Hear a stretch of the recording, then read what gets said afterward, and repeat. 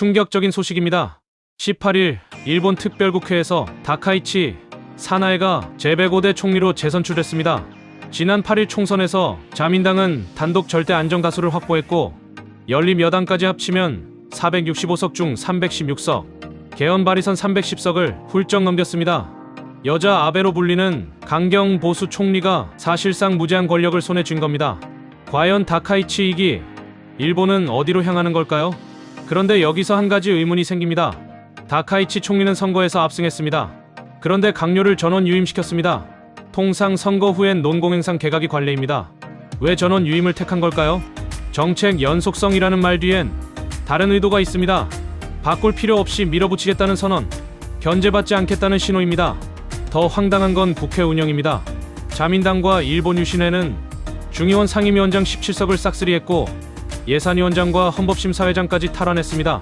그렇다면 묻겠습니다. 예산도 개헌도 야당 견제 없이 일방통행한다는 건데 이게 민주주의 국가의 정상적인 국회 운영인가요? 사실 다카이치의 우경화 행보는 어제 오늘 일이 아닙니다. 취임 직후 GDP 대비 방위비 2% 달성 시험을 2027년에서 2025년으로 2년 앞당겼습니다. 그리고 이번 2기에서 핵심 과제는 개헌입니다. 헌법 구조의 자위대를 명기해 실질적인 국방군으로 격상시키겠다는 겁니다. 1946년 이후 단 한 번도 손대지 않은 평화헌법이 80년 만에 수술대에 오릅니다. 개헌이 성사되면 일본은 전쟁을 포기한 나라에서 전쟁이 가능한 보통 국가로 완전히 탈바꿈합니다. 더 주목할 건 미핵 3원칙입니다. 일본 정가에서는 다카이치 내각이 반입하지 않는다 조항을 손볼 것이라는 관측이 유력하게 제기되고 있습니다. 미국 핵무기의 일본 내 배치 허용, 동북아 안보 지형에 거대한 파장을 몰고 올 수 있는 이슈입니다. 경제적으로는 사나에노믹스를 가동합니다. GDP 대비 국가 부채 260%에 달하는 일본이 긴축과 결별하고 반도체 AI 양자 컴퓨터에 국가 돈을 쏟아붓겠다는 겁니다. 여기서 한 가지 더 짚어야 합니다. 다카이치 총리는 왜 취임 당일 52조 원 대미 투자를 직접 공개했을까요? 표면적으로는 미일 동맹 강화입니다. 하지만 실제로는 트럼프 달래기입니다. 오하이오 가스 화력 발전소, 텍사스 원유 수출 시설, 조지아 인공 다이아몬드 공장, 트럼프가 원하는 에너지, 일자리, 공급망을 선제적으로 제공한 겁니다. 결국 이 투자는 방위비 분담금 증액 압박을 상쇄하기 위한 보험입니다. 한국과의 관계는 표면적으로 협력 기조입니다. 야스쿠니 참배 보류, 다케시마의 날 차관급 파견.